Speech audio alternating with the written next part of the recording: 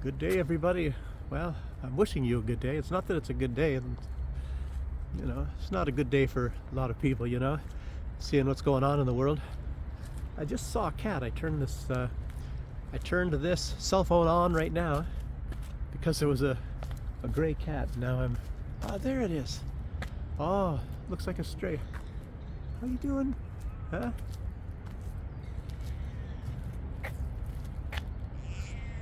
Oh, I don't have any food. Don't have any food, huh? But you're friendly, huh? Can I give you a pet? Oh, poor guy. Look like you're stray, huh? Can you close your mouth? Are you okay? Or is that from a fight, huh? Can't even close your mouth, huh? Oh, poor guy. Well, anyway, sad to see these critters, innocent critters. Hope he's not following me. Obviously, it's a male of some sort. I don't know. It's not like it's a transgender. It's not like it's a human. So it's not a male of some sort. It's actually a male. Anyhow, today is the 4th of October, 2024. And as I said, it's not a good day for a lot of people, innocent people, as you see, Gaza, Lebanon, many other places, at least around there. You got a madman down there that is going around and sending his nation off to bomb and kill lots of people.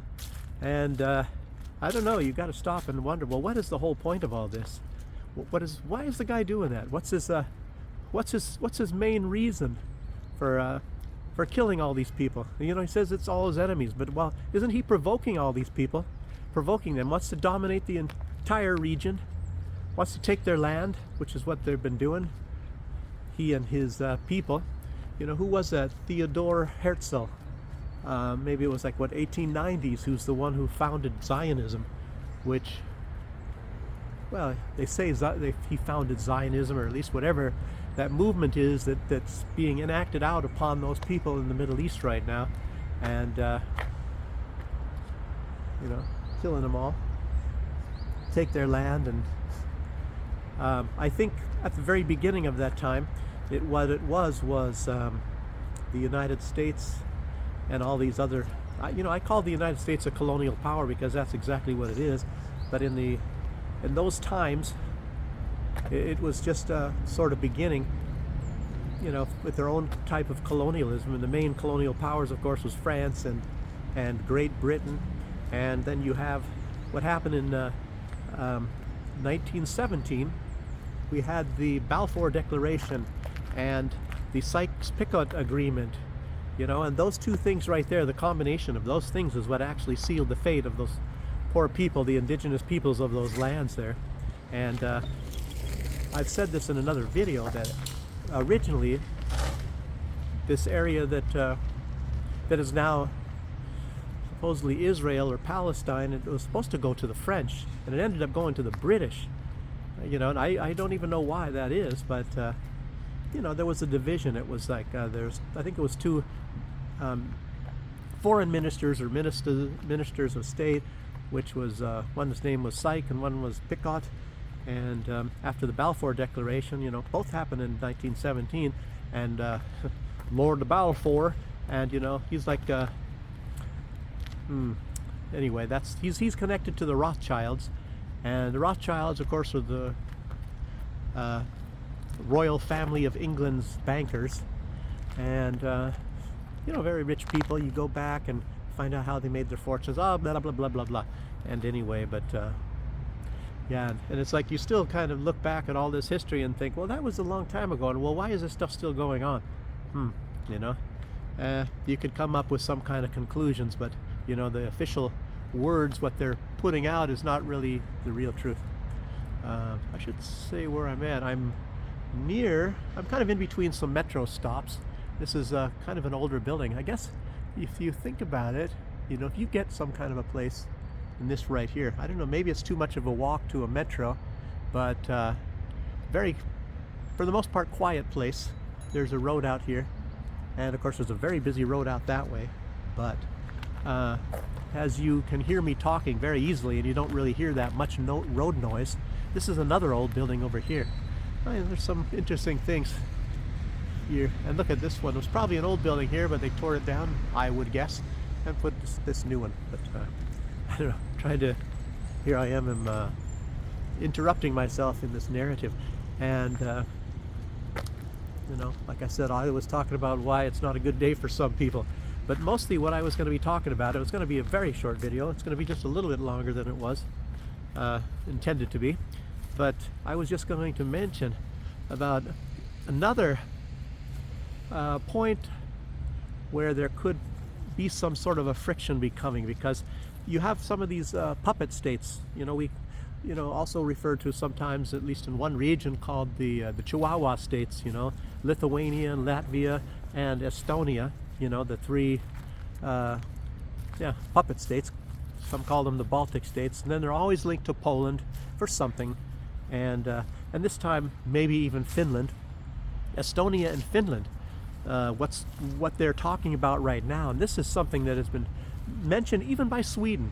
You know, there's some islands, and this is all in the Baltics, and they're trying to think of a way. These are all the puppets of the United States, and a lot of people are not really talking about this, but they're trying to figure out on how to, I guess you'd say, paralyze Russia in the Baltic Sea, to where they can't even use it, the Baltic Sea, and make it a NATO lake, so to speak. And they're looking at areas where they could possibly close it off, you know, sort of a mini Strait of Hormuz or Bosporus or something like that. You know, even though there's nothing that's that small and that easy to block off, but they're still trying to think about it. And then, like, shut out St. Petersburg from being able to receive and send anything. It's crazy, these people are, you know. But a lot of this is mostly coming from the great military power of Estonia. You know, I think all of their 4,000 in their army or military or whatever, I don't know. It's funny. And if a lot of you are following and you know, like, a little bit about geography and all that, they're talking, there was some talk also about the Suwalki Gap. You know, that's that area where it's the shortest distance to go from, like, at Belarus. It moves out a little bit, you know, a little bit past Grodno, and but then there's an area, and it's, you know, like a Belarus. It sort of moves in that direction, and it makes the distance between Belarus and Kaliningrad much shorter. And those people, like, I think in Poland, there's a border with Poland there, and they're saying that Belarus wants to attack that, you know. And you know, obviously, even if the Baltic states have a very small military, the military of Poland is larger than the military of Belarus, not to mention the fact that there's a lot of NATO troops also in that area, and Belarus doesn't have any very big concentrations at all anywhere near that area. And then, of course, you have the Baltic states as well. They have a military too. And Lukashenko, he's, you know, they talk about, oh, he's this dictator and what, he's been there so long. But, you know, that's also works in the positive, because he's been there nearly 30 years, and he's never been involved in any war or any conflict really anywhere. They sent a few troops when they were Western terrorists were trying to overthrow Kazakhstan. It was just like a year or so ago, and they, you know, sent some troops there with Russia, and I think a few other people did.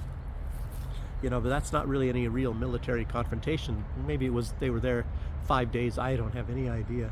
And I think most of it was already settled down anyway, but you know, by maybe Russian troops and maybe Kazakhstan troops. You know, that's sort of a funny thing anyway, because you got to look at, where is Kazakhstan's loyalties? Where do they lie? You know, Russia was there to help them, and the West was there to overthrow them. And then you kind of look at, it's similar to Erdogan, you know, of Turkey.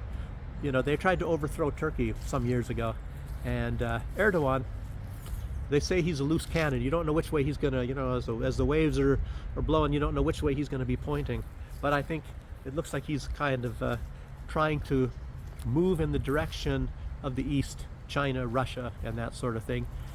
You know, you never know. Erdogan is, I don't think he knows.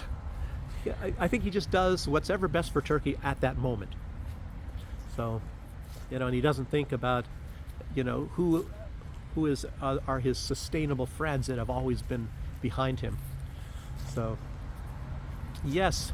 So anyway, mostly that's what I was going to be talking about, but it's something to be watching. and it's not really getting covered so much in the news. So you have to look for things about what's going on there.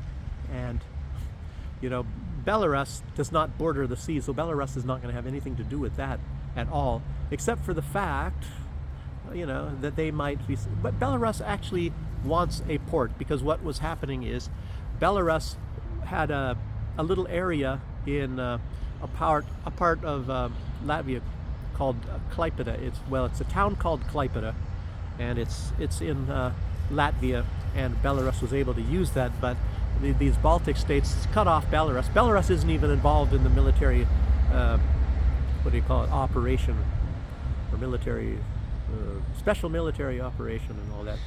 But when we came here, it was before the special military operation, and they were already cutting Belarus out of there. And right now, I guess, they let one truck go per hour, because Belarus is still getting some things through there, or things from the European Union, even though it's very small and you can't really send any containers. Luckily, when we moved over here, my wife and I, we sent our container, and you can't even believe this, but it was able to cross the border, I think, a few days before they started really cutting it off. I think it was right days before the special military operation, things like that. We got lucky in a lot of ways, coming over here. But let me go this direct. Well, no. Oh, big doggy over there. Some lady, I got a muzzled dog. So where do I go? I'm going to walk this direction. I wanted to go through some woods over there, to see how the trees are doing it. Maybe I'll have to do it. I'll go there anyway. I'm going to have to go past a road. I didn't want to go by a busy road and have a whole bunch of road noise. Maybe you guys don't catch it here, but I do. So what else is going on?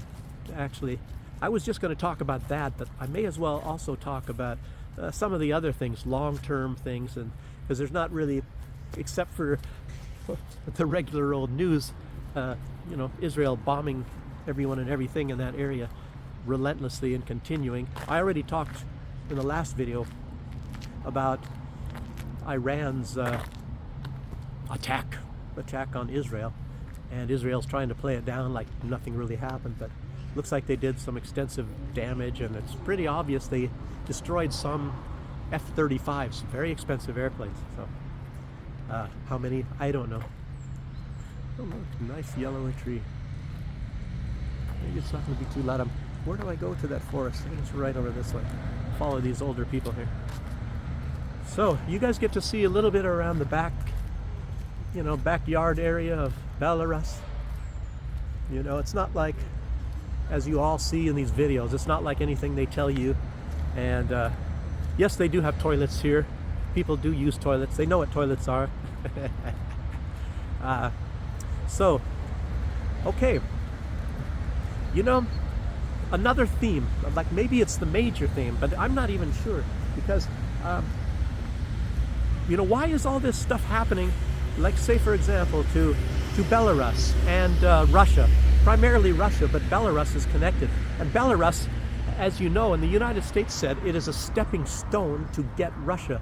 First they were gonna go to Belarus before they went to Ukraine, but it didn't work that way. And Mike Pompeo, who used to head the CIA, he had recently put out, again, I believe, he had admitted that in 2020, when they had the election in Belarus, and they had these huge protests, cross here, they had these huge protests, and Lukashenko, he was even, was carrying a rifle and all that, because they were out to get him. And what was it, before that or right after, is when the Russians infiltrated a group of people, and it consisted of some of the former Belarusian military people, and the whole plot then was to kill Lukashenko and his entire family, the leader of Belarus. And of course that was foiled. And I don't know how somehow Wagner was tied into it, but I don't know that they were. I don't know, maybe it's some kind of a false flag thing. I should look more into that too, but you could maybe look that up yourself. Anyway, Mike Pompeo admitted that they were trying to get rid of Lukashenko in 2020. He said that was a CIA operation. And you see how heavily involved the CIA is over here. Hope this is not too dark for you guys. I'm walking under a lot of trees right now, even though leaves are starting to drop. Probably used to be very dark here. So where was I? Yes, CIA, you know, and then they have the Voice of America, Radio Free Europe, and all of these things. These are all connected to the CIA. And so, is there a car coming here? Did I walk past this car? I don't know. Anyway, so anyway, he admitted that recently. And then you also have to look a few years ago when it was put out by who is that? The guy, Klaus Schwab. We will penetrate the cabinets. Penetrate the cabinets. I don't remember how he sounds really, but oh. But they were putting out what was this? The Great Reset, and you know that we're supposed to be connected with the pandemic. You know, I don't know. Can I say that? Or are they gonna, you know, the algorithm's gonna come after me again, which they probably will. This video won't even go to those that are subscribed because if you use the wrong language, I think. I don't know how that works, but yeah, there's some nice woods over here. I don't even know what this place is.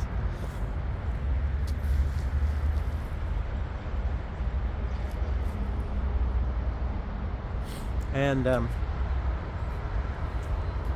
yes, but anyway, the WEF, you know, part of this Great Reset is what it really is and truly is it's to make everybody like peasants, the whole world except for a group. Maybe they're going to have a few subgroups. I don't know. I didn't read the book. You know, the guy's kind of a nut anyway, and a lot of them already are. And they said that this has to be everywhere on Earth. You know, and COVID, I mean, well, I'll say it, COVID was one of the mechanisms or the tools that they were going to use, as you guys already know, to initiate the Great Reset. I think the book is even called the COVID and the Great Reset. But anyway, everybody knows already what was going on in there, in that book and their whole plans, and it looks like maybe they're trying to get another virus out, something, you know. And you know, remember the monkeypox? Obviously that one had a very slim chance. But I'll tell you what. But it looks like somehow this something, you know, these laboratories. I got to be careful to say that because I've been deleted for talking about this from YouTube, very badly, by the way. But some of these, let me see, some of these research laboratories. Nothing to do with any kind of hostilities or nothing to do with But anyways, a lot of these things, when the special military operations started, immediately one of the first things that happened, the order was given out to shred all the paperwork, get rid of it, and then of course a lot of these things moved, and a lot of them, most of them as a matter of fact, they went to Africa. So a lot of this stuff is now going on in Africa, and at the same time that things were going on in Africa anyway, you know, the Ebola, if you guys remember that, and back in the 1980s especially, that's when actually Russia has a vaccine for Ebola, and that they don't, and people in the world don't want to talk about it, and it was built on the same technology that Russia used to make the Sputnik vaccine. So Russia is far ahead. That's why the Sputnik came out long before any of these other ones, like what do they call them, you know, AstraZeneca and Johnson & Johnson and Pfizer and all that. Russia had it much earlier because Russia had and they have a different way of doing this. I guess it's with messenger RNA. So I don't think that vaccine has been as here I'm saying another taboo word. I don't think it has been as such of a failure as a lot of those in the West, because it penetrates the nuclear envelope a little bit differently. You know, you'd have to look up the research. I did back then, and it was like, oh, really? And one thing leads to another, and you can find out that stuff yourself. adenovirus or adeno thing or something. You know, I liked science, but anyway, I forgot a lot about this stuff. But anyhow, they're working on another one, and of course, they're still going to try to initiate through this thing called the Great Reset. They're going to probably give it another name and do something else, and it's a way to kind of just basically control everybody, you know. So be ready for that. And these people are not giving up. And you know, to go back to the beginning of what I was talking about in this video, is they say all the countries have to be a part of this, all of the countries have to be a part of this, or else it is not going to work.